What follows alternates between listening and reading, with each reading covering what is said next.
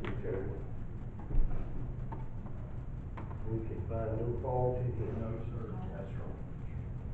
He's always done right, he always will. That's right. What time I'm afraid, I will trust in thee. Yes, sweet. That's right. I know he hasn't given us a spirit of fear, or sound mind, I understand that. And I understand the psalmist run into something one day, he became a little terrified. He said, what time I'm afraid, I will trust in thee. So he said, I'll never let my fear get above the fact that God saved me. Thank God, thank God. We've been doing this study out of the book of Esther, and I just go ahead and just stay with it, and I told you we'd stay with it. Go felt like the Lord was leading that way, and we've got to the 4th chapter. So if you brought your Bible tonight, we'll look at the 4th chapter of the book of Esther, chapter number 4. Now, if you was with us last week, you remember we looked at the first 3 verses in this 4th chapter. And let me just quickly review them and get us up to where we'll be at this evening. In verse 1, after the decree, or that law that declared all the Jews in the land of Persia must be destroyed, and after it was sent throughout the entire region of Persia, the Bible said that Mordecai, a Jew, Queen Esther's cousin, Mordecai, perceiving all that was done, the Bible said he rent his clothes, put on sackcloth, and with ashes upon his head, went into the midst of the city and cried with a loud and bitter cry. Mordecai was fully aware that because of his refusal to bow before wicked Haman and worship the ground that Haman walked upon, because of his refusal to do that, Mordecai was fully aware that old Haman had orchestrated this plan to annihilate, to destroy the entire Jewish race. In verse 2, the Bible says Mordecai came even before the king's gate, weeping, wailing, while dressed in mourning apparel, though there was a law in the land forbidding one to do this. You remember I said that many kings of this day would not allow any sadness to be revealed in their presence. They didn't want to see no sorrow, no sadness around them. So it's obvious that the king of Persia at this time, Ahasuerus, he was one of these kings. And he had made it unlawful to exhibit sorrow in his presence. However, you notice in verse number 2 of Esther 4, Mordecai came to the king's gate. That's where he came to be sure that the king was made perfectly aware of the sorrow that he had caused in the land by approving Haman's request to destroy, to annihilate the Jews. In verse 3, the Bible says, in every province where this order was posted, there was great mourning, coupled with fasting, weeping, and wailing. And many lay in sackcloth and ashes. So here we find Mordecai and the Jews weeping, wailing, fasting throughout the land. That brings us to verse number 4, where I'd like to pick up the study this evening and center the thought of the study around informed and instructed to get involved. Listen to me closely. Informed, instructed to get involved. With that being said, look at verse number 4. So Esther's maids and her chamberlains came and told what was going on with Mordecai out there at the king's gate. Then was the queen exceedingly grieved, as she sent raiment to clothe Mordecai and to take away his sackcloth from him, but he received it not. Now you see, Esther was grieved when hearing of Mordecai's state. This was her cousin, and it grieved her when she heard the state of mind that he was in. Remember, it was Mordecai that adopted Esther, took her in his care after the death of her mother and dad. She owed her very existence, so to speak, to Mordecai, looking after her, taking care of her well-being. Now, though at this point here, she had no idea why Mordecai was grieved, but just the fact of knowing that he was mourning over something caused sorrow to her. Now this says something to us right here. Though Esther held a position as queen in the Persian Empire, notice still she had a genuine concern for the well-being of her kindred. Right. She was queen, but she still grieved. She still had a concern for the well-being of her kinfolk. She was so concerned over the well-being of a family member. If that family member hurt, then she hurt also.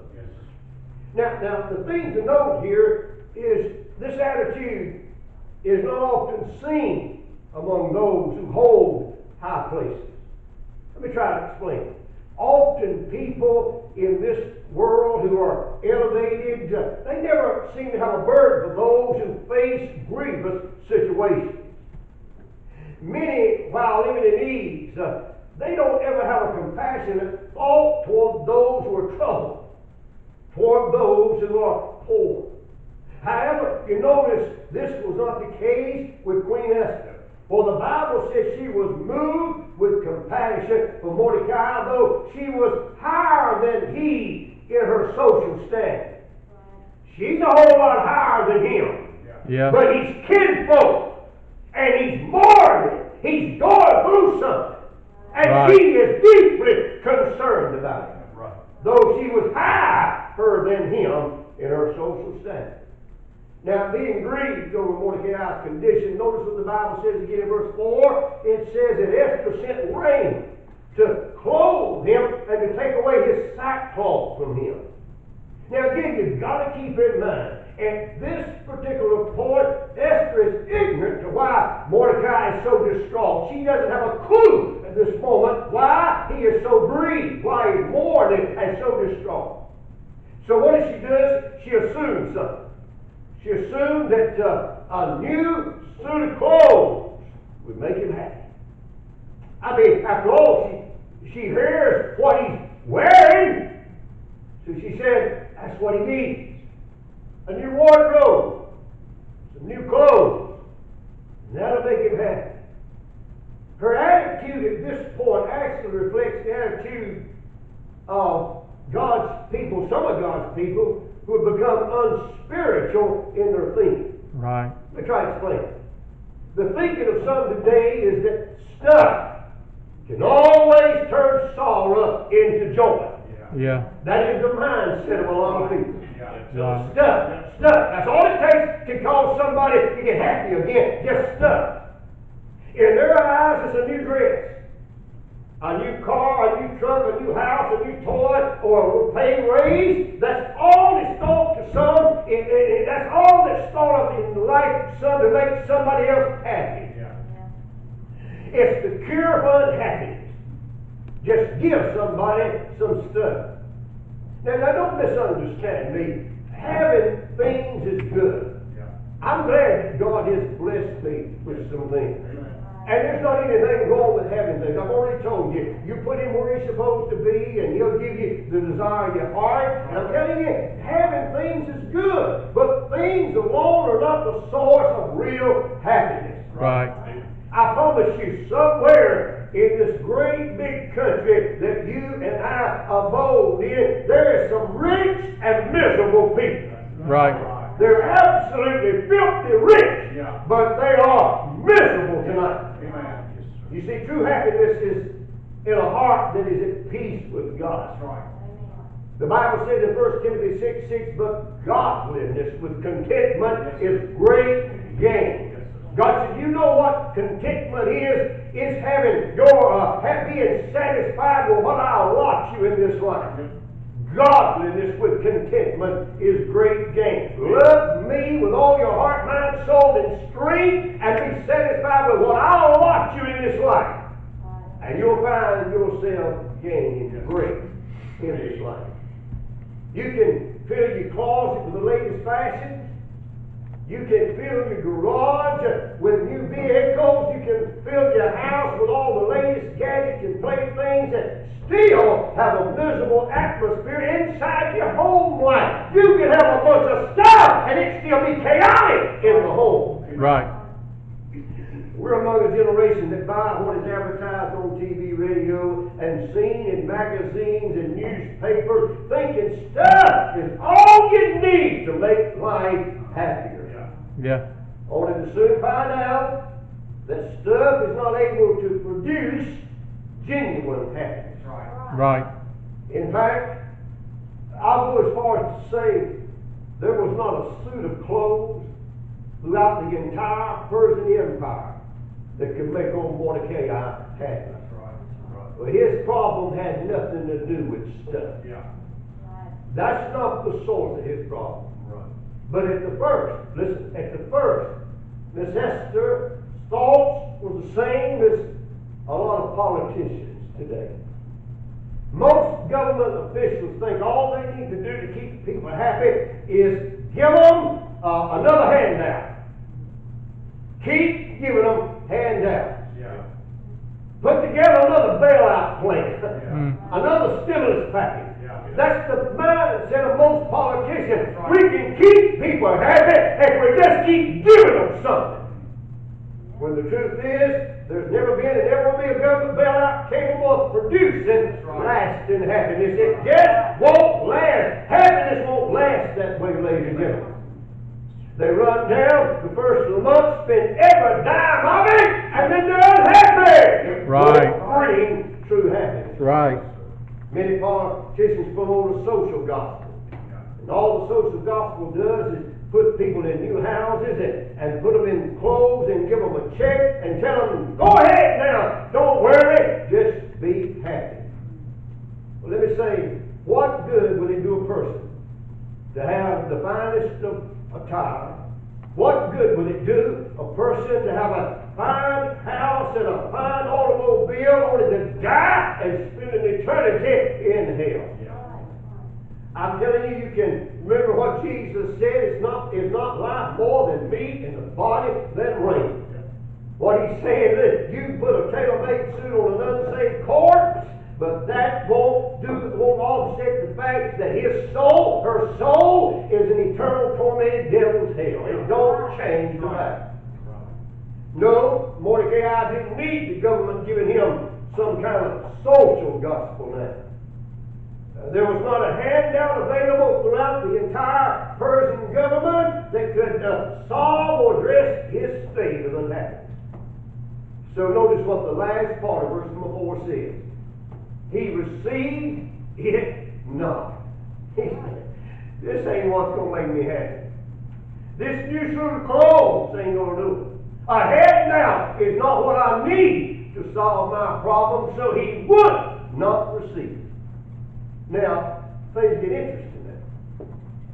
When the clothes came back to Miss Esther, she knew something serious was going on in the life of her cousin. He sent them back, so she knew something was going on. So the Bible said in verse 5, then called Esther for Hathach, one of the king's chamberlains whom he had appointed to attend upon her, and gave him a commandment to Mordecai to know what it was and why it was. Look at verse 6. So Hathach went forth to Mordecai into the street of the city, which was before the king's gate. Verse 7. And Mordecai told him of all that had happened to him, and of the sum of the money that Haman had promised to pay to the king's treasuries for the Jews to destroy them. Verse 8. Also he gave him the copy of the writing of the decree that was given at Shushan to destroy them, to show it unto Esther, and to declare it unto her, and to charge her that she should go in unto the king to make supplication unto him, and to make request before him for her people. Now here's what Mordecai did. He sent word back to Queen Esther, informing her of all which had happened to him. He told her why he was grieving. This would have included that he had refused to bow himself down before old Haman and worship him as some sort of god. And this would have also informing her that because he did not worship Haman, that he so angered him to the point that he has went in and talked to the king and promised him a great sum of money if he would just agree to annihilate the land of these Jews. And he also, the Bible says, sent Esther a copy of this law, which stated the date and the day in which these Jews, all the Jews, were to be destroyed. He also gave charge to Esther that she should go into the king and make supplication unto him and make a request for him, for her people. So what's he done now? He has informed her and he has instructed her to get involved. Yes, sir. She's been informed, she's been instructed to get involved in this thing. Yeah. Notice the charge given Esther. It fit her position. I don't find where Mordecai gave this charge to some poor peasant girl in some remote area of the land. The charge fits her position. He gave this charge to Esther. She is the queen. She's in the palace. She's in the same place where the king lived. You see, by her having a position of royalty and her being related to Mordecai the Jews, Esther was the most logical person to go before the king on behalf of the Jews. He gave this command to the right person. In other words, Mordecai gave this assignment to the right person. Right. Let me pause for just a moment and say this. God always assigns duties to the right people. That's right. Right. Yes, sir. It is an undisputable fact. Any task God assigns us, He will see that it fits us. If He assigns us the task, He knows it fits us. If God calls you to preach, then He will give you a mouth to speak with. Yes, He will. If God calls you to sing, then He'll give you a voice that can carry a tune. That's the reason I know some folk have not been called to sing. You know I'm telling you the truth too. God Almighty leans over the mountain of heaven and says, "Do sing." He'll give you a voice to carry a tune. If God calls you to play a musical instrument, He'll equip you with the know-how. Right. Yes, He will. Right. If God calls you to be a doctor, if God calls you to be a nurse, He'll see to it that you have the appropriate talent and a compassionate spirit to do it with. Some people are trying to be nurses and caregivers. They don't have the compassionate spirit that it takes to be one. Right. Amen. That's the reason I know God wasn't in it. Yeah. Because when He calls somebody to be a nurse, a caregiver, they'll have the appropriate attitude. Yes, sir. Right. A compassionate, a caring spirit. You see, God doesn't operate like some organizations that are known for having a reputation of assigning the wrong people to a task. Now surely you got to agree, we all need a special enablement to fulfill an assignment. And Esther had been given that special enablement. Remember, we keep saying about this book of Esther, though God is not mentioned by name, He's all in this book. Yes, sir. Yes, sir. He's all in this book. Yep. And Esther has that special enablement. God has made sure she had it. Now Mordecai knew she had this enablement. Therefore, notice what he charged her in the last part of verse 8. To make request before the king, notice this, for her people. And Mordecai said, I know she's got the enablement. I know she's the one that I need to get to with this information. And she needs to be reminded, son, that she's also one of God's chosen ones. She's in this mix too. This was good for Esther to be reminded that this was a family problem. This involves family. Mordecai said, don't you forget something. We're all family. Your people. Notice verse 9. And Hatak came and told Esther the words of Mordecai. Now notice this man right here. He's an interesting character right here. He was just a servant in the palace. But you notice something here.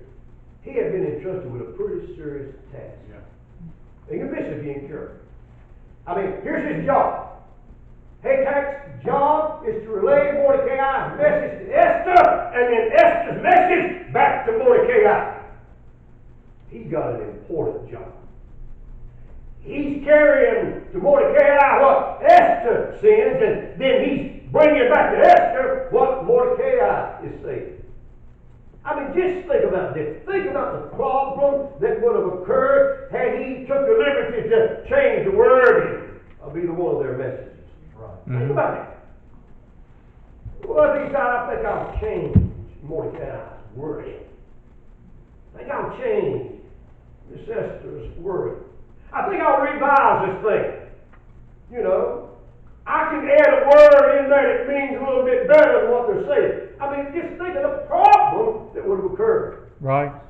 But as we see in the Bible, this man called Hatak, he was faithful to carry the message that was entrusted to him exactly as it was given him. Look at verse number 9. He came and told Esther the words of Mordecai. He did exactly what he was supposed to do. Right. Even if he didn't like the message. He might not like what Mordecai was sending back to Esther. He might not like what Esther was sending back to Mordecai. But he still faithfully fulfilled his duty.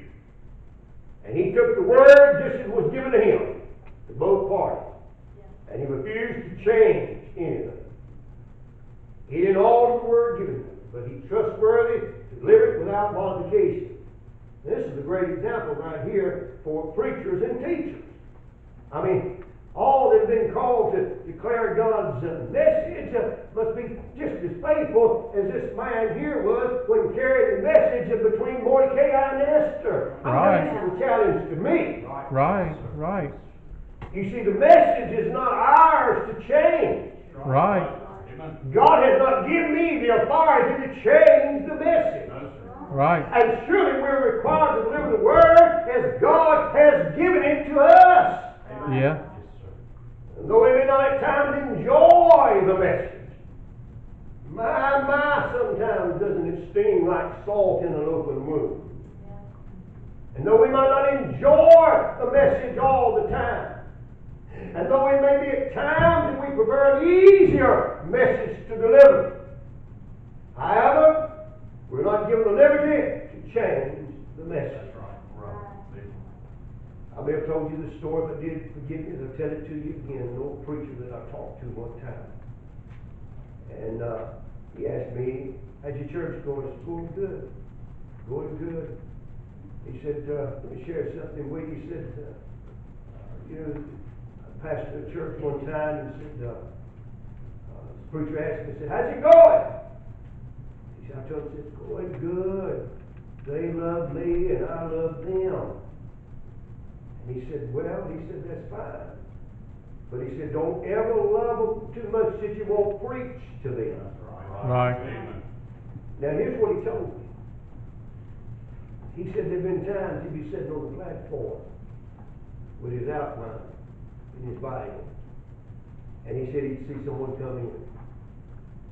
And he said, if I say what I want to say, it'll offend them, hurt their feelings. He said, I'd bark it out. And he said he done that more than once. But he said after that preacher told him that, he never again done it. Because he took it as a word from the Lord. Right. Don't ever love them too much that you won't preach to them. Amen. That's good. Amen. Right. You see, it's God's message. And we have no more right to change it than this man had to change what Mordecai sent to Esther and what Esther sent to him. Now here, it's the message that is important. This is important stuff here. Mm-hmm. Therefore, a messenger must always consider who it is that he carries the message forward. This is what Hatak did. He focused on the message, and he focused who he carried it for. And because of that, notice what it said in verse 9. He told Esther the words of Mordecai. And the Bible said in verse 10, and again, Esther spake, and Hathach gave him commandment to Mordecai. Verse 11. All the king's servants and the people of the king's provinces do know that whosoever, whether man or woman, shall come unto the king into the inner court, who is not called, there is one law of his, put him to death, except such to whom the king shall hold out the golden scepter, that he may live. But I have not been called to come to the king these 30 days. Now here's Esther's response to Mordecai's request. It's not so impressive at the outset. The fact is, at the first, she wasn't all that excited about doing what her cousin Mordecai had asked her to do. Yeah. Now she didn't just come right out in plain bold language and refuse it, but she complained. Yeah. And she protested that this task